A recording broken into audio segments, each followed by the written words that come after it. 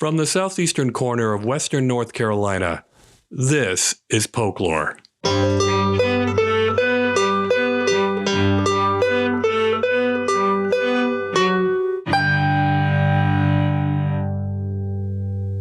I'm your host, James Hernician. Near as I can figure, there are two ways to make it big in the music business. You can either drop everything else in your life, your family, financial security, stability, you name it, and hit the road with whatever instrument you think you're good at as soon as you're old enough to leave home. You can play tiny venues and beg for opportunities to open for established names until, if you're very lucky, someone with connections notices you in Nashville, New York, or LA.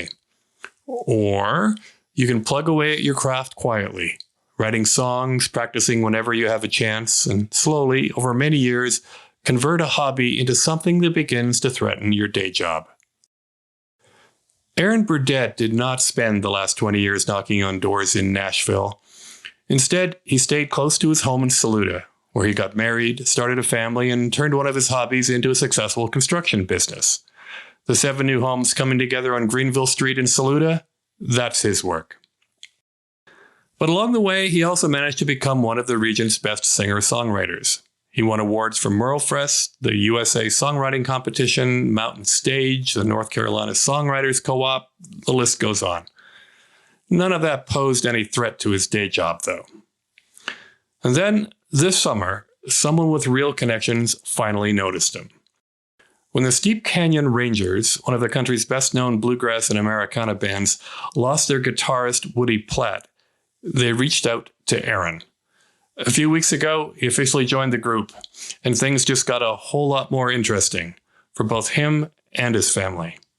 And somehow, one of the most successful musicians ever to come out of Polk County found the time to drop by and talk with me about his music, his childhood in Saluda, and what joining the Rangers will really mean. Aaron Burdett, thanks so much for joining the podcast. I say this to everybody, thank you so much for giving up your time. But in this case, you really are a busy guy these days. Yeah, that is not an untrue statement, yeah. You have not just a musical career to follow, but a construction business to manage. And I think we'll talk about that in a few minutes. But first, can you give the short story of how you grew up around here and became a musician? Well, my folks, we moved here to Saluda in 79 when I was 4.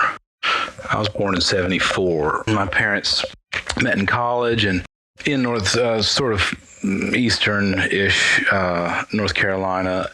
They're both from different places. Mom was from, I think, Pennsylvania at the time, and Dad had been an Army brat, had some roots in Asheville. They'd spent some time there.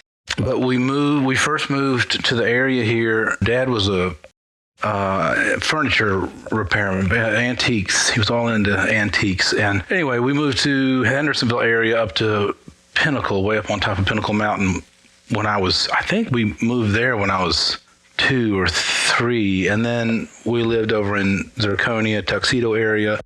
And then moved to Saluda in 1979 to basically a summer cottage that had no road. The road had washed out the driveway. It's about a mile-long driveway, and at the time it was washed out, and we had to walk. You couldn't get a vehicle in there. And actually, it had been used as a dump for a while by some locals, I'm sure. So we, my 2 younger brothers were all 4 years apart. John was just born when we moved there. We were just kind of out in the woods there.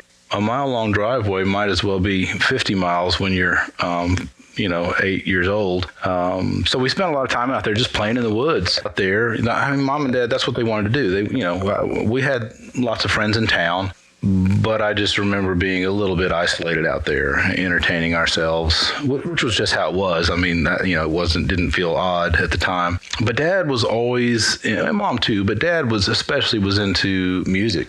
They'd been in college in the late 60s, early 70s, and just that heyday of rock and folk explosion into rock, folk revival into rock. And so he always had there was always music playing. And I don't know, somehow I just gravitated towards it. I remember singing, I sang something in a little school production when I was 8 or 9, and I guess it was clear I could sing a little bit. And I started playing guitar when I was lady named Peggy, that worked with Mom at the bakery back then, gave me a Yamaha guitar when I was 12 years old, I think, 12 or 13. And I started playing it to accompany myself singing, and that's kind of how it started. I was always kind of drawn to music and that form of expression. I don't know. It just meant a lot to my family. It meant a lot to me. Just somehow there's something there that I'm still chasing. Well, you were not the only person who grew up in these mountains to gravitate towards music, obviously. But you list on your website, I guess this would be inspirations: John Hyatt, Bob Dylan, Cat Stevens, James Taylor, the Rolling Stones, the Grateful Dead, the Beatles, the band, and Ricky Lee Jones. Yeah. Those were sort of early things I learned through Dad. Learned through vinyl albums he had, and through my teens. Those were things I was aware of through my teen years. I mean, music wasn't as available. You had to, go to Camelot Music in the Blue Ridge Mall and buy a cassette tape if you wanted to. And Dad always got Rolling Stone, and so I would read that, and pore over that magazine. But yeah, those were early influences, and I now know that I don't know how much it came from his taste or mine, but I know that a lot of those come from that. It's that storytelling songwriting that I really liked. That sense of travel and experience inside a song. That's what some of those names bring up for me. And then in my 20s, when I was up in Boone, living up there, that's when I really got exposed to old time and bluegrass and Doc Watson and Norman Blake and Tony Rice and this whole other group of musicians that inform a lot of how I play now. And that's sort of the evolution, I would think. But you didn't immediately, drop everything and decide to go to Nashville and try to become a singer-songwriter like so many other people. No, it wasn't a good option. And I mean, the truth is, I wasn't that good at it. I mean, I just wasn't. I didn't know that was an option. I was just playing music with my friends because I was okay at it. I was never really technically trained with guitar. I mean, I took piano lessons in my early adolescence for a while, and then sort of moved on to guitar because it interested me more. But I've never had any formal training on guitar. So no, I mean, the truth is my 20s, I was just kind of a mess. I didn't know what was going on, and it wasn't like I had a plan. I did a fair amount of college in a couple different places, but really until I moved back here to Saluda in 2003, I didn't, and really only a couple years after that when I released my first shrink-wrapped album, as I call it. I mean, there were a couple other projects before that were, printed it, burned on CDs and printed at home, and you put the little sticker on top. And then I just, from that point in 2005, I don't know, I would just put out an album every year or two when I had enough material. And those first 3 or 4 albums really could have just been one because there's a lot of chaff on there. But then I'd say around 2012 or so, they started being okay.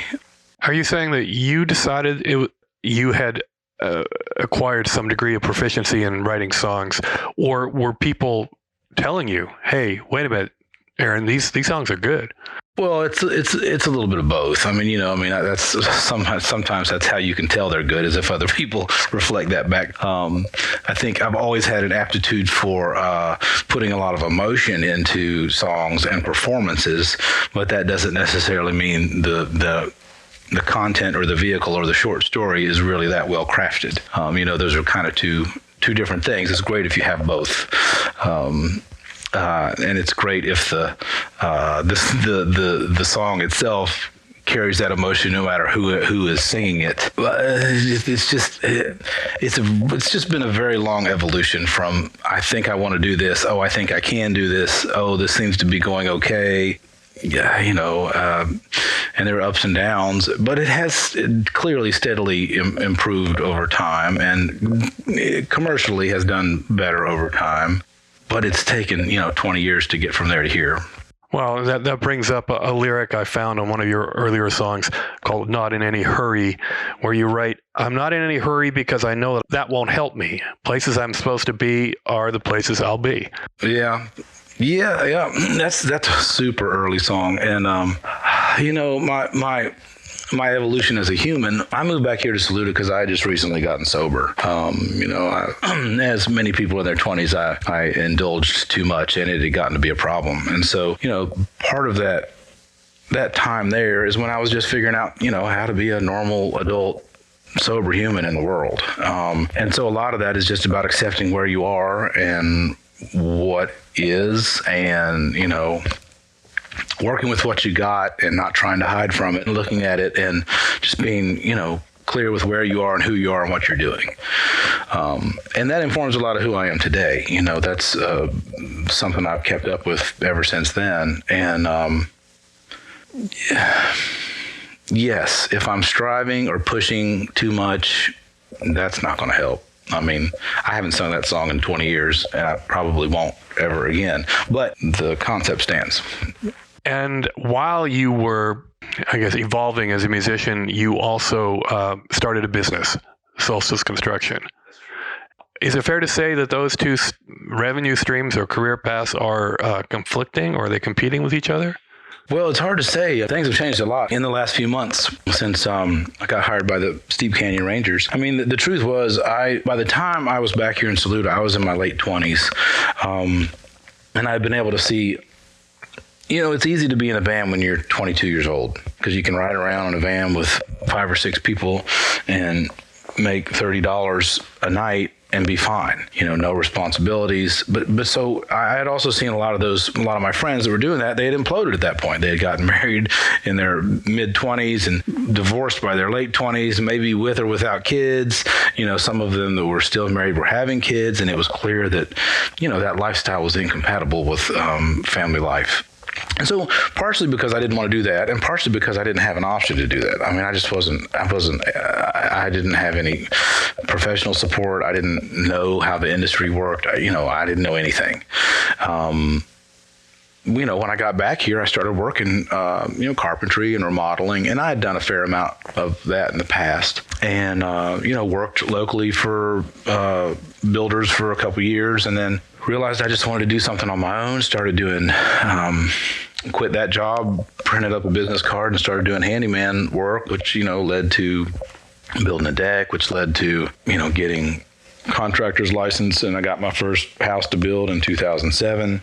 And, that day job is what supported my non-significant income producing music career for the last, 15 or 20 years. Honestly, I wouldn't have been able to afford to be a professional, I'm using air quotes here, a professional musician if I didn't have the day job. Because at that point I had a family and a home and, just like normal adult expenses, and you can't pay normal adult expenses for a family most of the time off a fledgling music career. It just doesn't happen. Well, it's turning out, as I've been doing a little bit of research on this, that even the biggest names in music don't make a lot of money from their music. I mean, the biggest names in music these days make more money from their side deals and their endorsements than they do from their music. And part of that is probably the collapse of the conventional business model, right?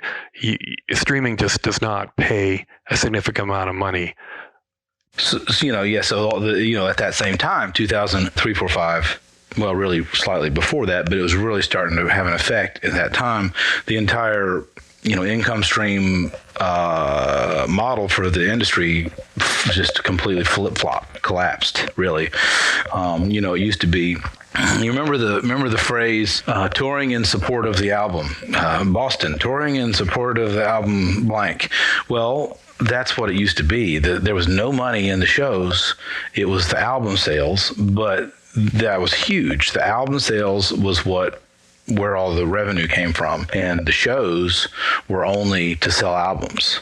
So when you have iTunes show up and decouple songs from albums, well, then suddenly you're getting $2 for the 2 songs that you want off of this album instead of paying $16.99 for the CD. So at that point, performance became ticket sales, tickets and T-shirts. Ticket sales and merch sales became effectively the only way to make a living as a performing musician. And that still stands today, pretty much. I mean, there's no, sure, if you can get some endorsement deals or whatever, that may help. But for the most part, you need to be able to travel and sell 1,000 tickets, to even pretend to make it work.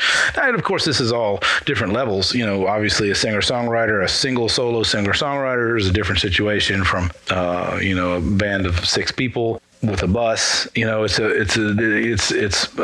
There's scale there. But I mean, and it's all about having a team. There's no way, eventually you have to build a team of management and booking and publicists and all that stuff, those trappings that eventually come, as you keep at it for a while. Well, your new role as a member of the Steep Canyon Rangers is, I assume this applies to them. The Rangers make their money from their shows. Yep, absolutely. So you're going to be getting a cut of that. Yep, absolutely. And I want to get back to this question. Will you still be able to run your construction company? Are you still being part of the Saluda business community? Yeah.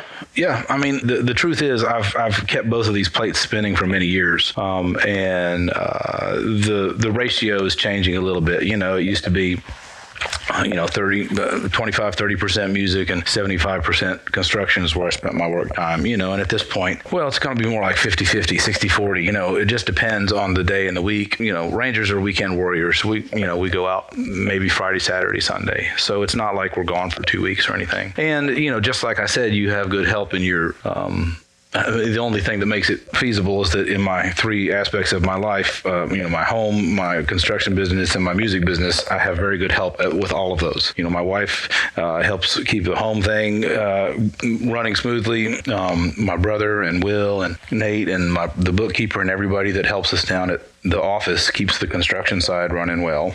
And in the music sphere, I have a full support group of people there. So.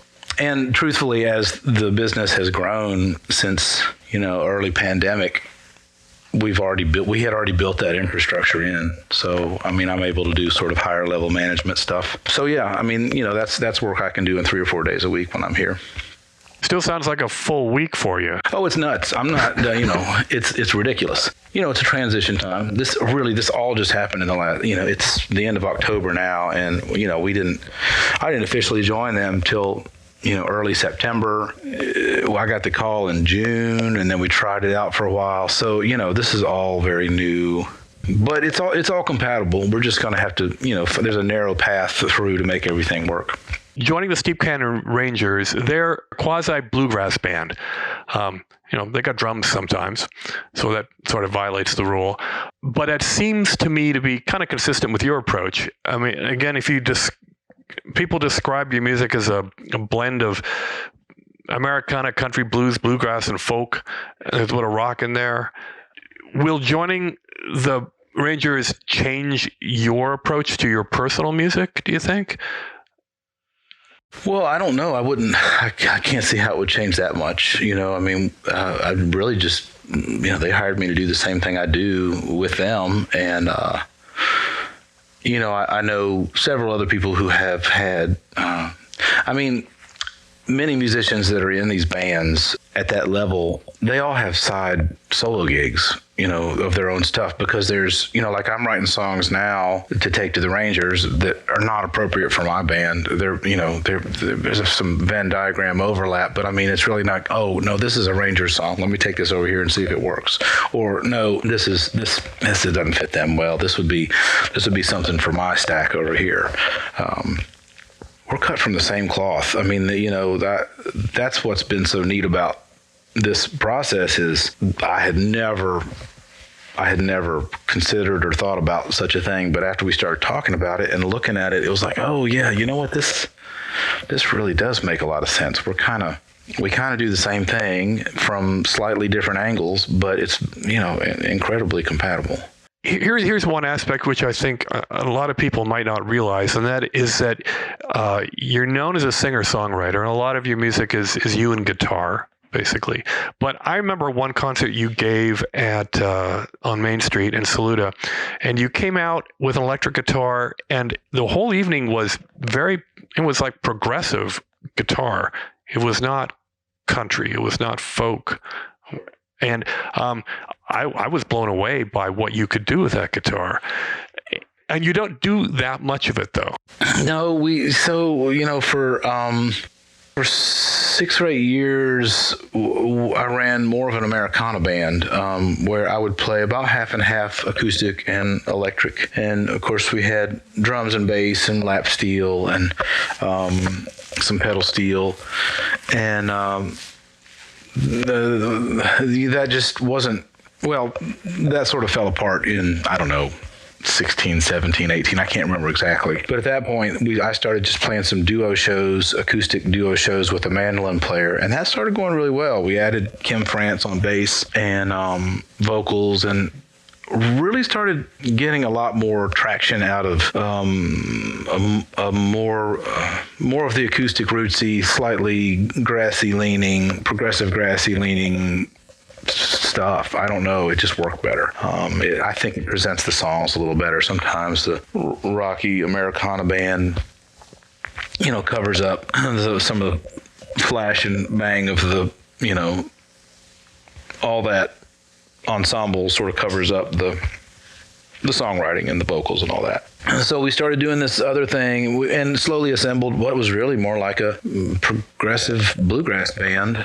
No drums, just banjo, mandolin, upright bass, and me on the acoustic. And I would occasionally play an electric guitar, but only for a song or two, just to mix it up during the set. And so that's what's been doing really well since we were right before.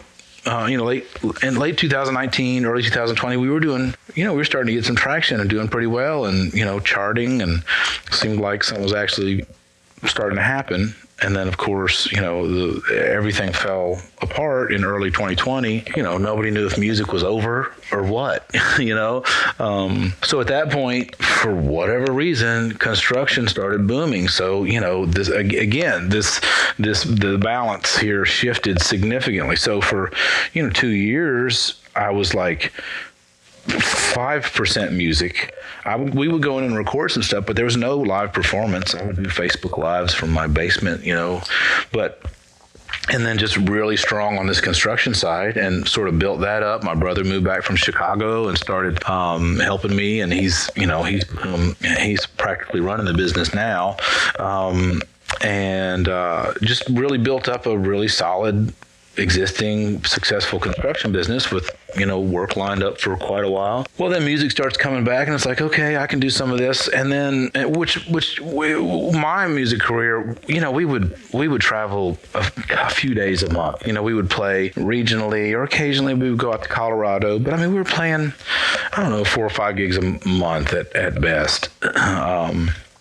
And so then get this call from the Rangers, end up joining them, and that's more like 6, 8, 10 gigs a month, and they're not in Saluda. They're in New Orleans and Wilmington and St. Louis and Memphis and Atlanta and Florida. So that kind of changes the equation again. It's like, okay, well, I'm gonna shift this around to suit this now. So I don't remember what the question was, but that's what I got. I was interested in your guitar work, actually, because guitar. Yeah, I play guitar. As much as you're known for the singer-songwriter mold, your guitar is also a big reason why the Rangers wanted you. Well, that's true. Matter of fact, with them, there has been such a steep learning curve. As a guy who learned guitar and has played guitar my entire life, really just to accompany myself, I had a very limited technical knowledge of what I was doing, and I had never had to learn more than one song at a time for some other thing. I wrote the song, and so I kind of learned it as it occurred. But so suddenly it's like, oh, could you real quick learn these 35 complicated songs in, chord progressions that you are not accustomed to playing in, very different.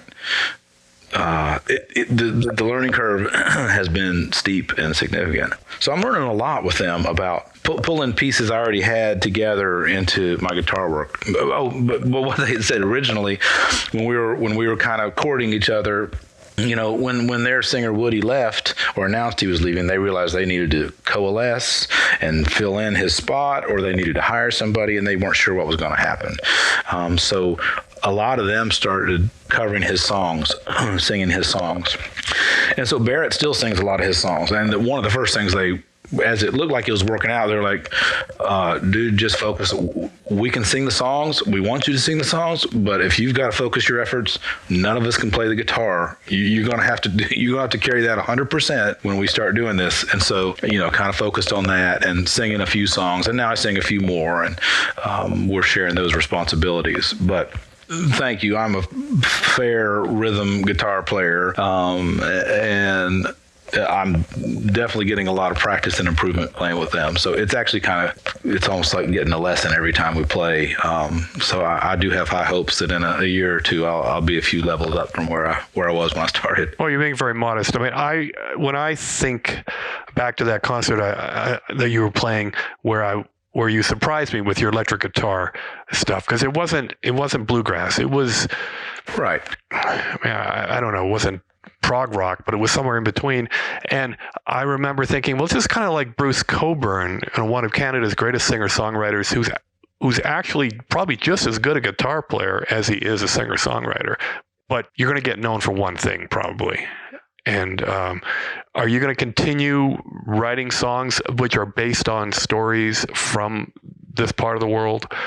I mean, are you going to continue doing what you've been doing musically in addition to your gig with the? Yeah, definitely. I mean, I can't seem to stop. I mean, I'm still here, doing the same thing, writing down ideas as they come, seeing the same people. The ratios have changed a little bit, but, I'm still the same guy in the same town doing the same thing. I'm just traveling a few more days on the weekend. Well, I guess that's a simple way of saying it, but it can't be easy to really not have weekends to yourself, right? Yeah, no, that's not been great. I don't know what weekends are. We're trying to figure out how to get them in the middle of the week, and trying to figure out how to. This is just a transitional period. Somebody said to me the other day, "Oh, it's not unlike when someone changes a career or goes back to school, in their 30s or 40s, or you just have to adjust for a while and figure out how to make things work in a way that you never had to before, or maybe didn't think about." So we're still very much in that process. Professionally, the construction business is doing great. It's doing fine. No issues. Musically, doing great, fine, no issues. Family, that's the challenge. That is the challenge with any of these traveling jobs. And, that's why Woody quit the band, and that's why the band has gone from playing 120 or 30 dates a year to playing 80, because they're like, okay, we can't, we've all got families. We need to make this. Those numbers came from the families. They didn't come from, they didn't come from the guys that are playing the music. It came from, here's what we can do and keep our families intact.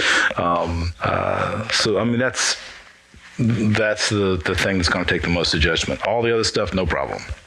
I'm glad to hear that you're not planning on making a lot of changes. You've made a big change by joining a band that does national touring, but you're trying to keep it local, as they say, stay true to your roots here. And they're right here too. I mean, that's the other thing to consider. Like, that was the first question I asked him, was one about what's the calendar, what's the schedule, because that's what's going to decide whether or not it's viable. And they're right here. They're in Brevard and Asheville. We all have grown up listening to WNCW. We all have grown up right here. We're as I said to Graham at one point when we were talking about it, I was like, yeah, it's like we've kind of grown up playing around the same campfire.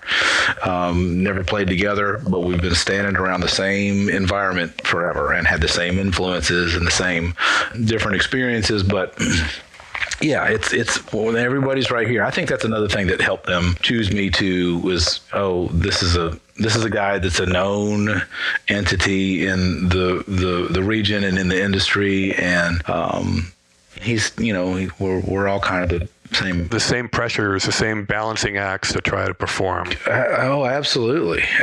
Now, to be fair, none of them have other full-time jobs. So, that is a different. We get home, we get off the bus at 7 a.m. on a Monday morning, and they're going home to have the week off, and I'm picking up a cup of coffee and driving to the office to see what's on fire. They currently have a different experience from me, and I've got more plates spinning than I think they do right now.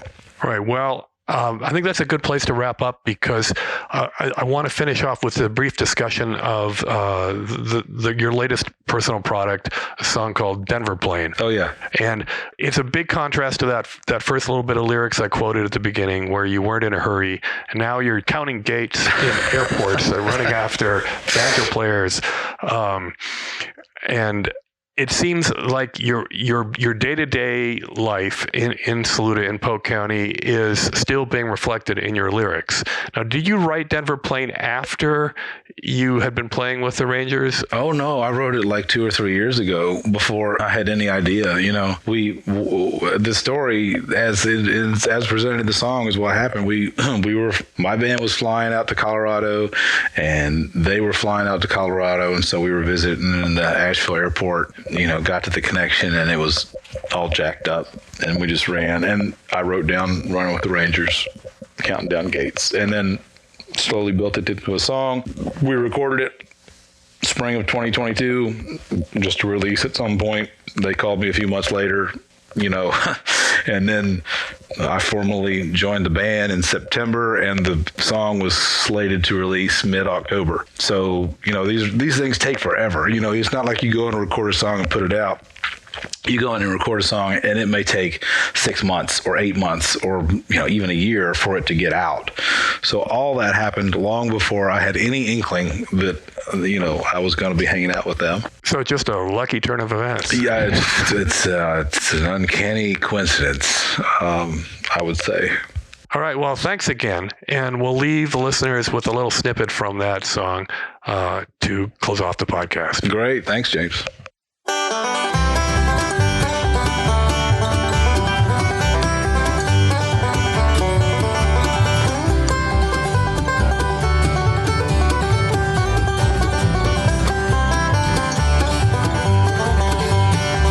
Summer morning in the airport in Nashville, NC. There'll be a handful of bands on the way out west to play. This day in particular, the Steep Canyon Rangers and me had a connection to catch. It was a long shot at best. By the end of the morning, it's a pretty safe bet. We'll be running with the Rangers, counting these tickets, who can we blame?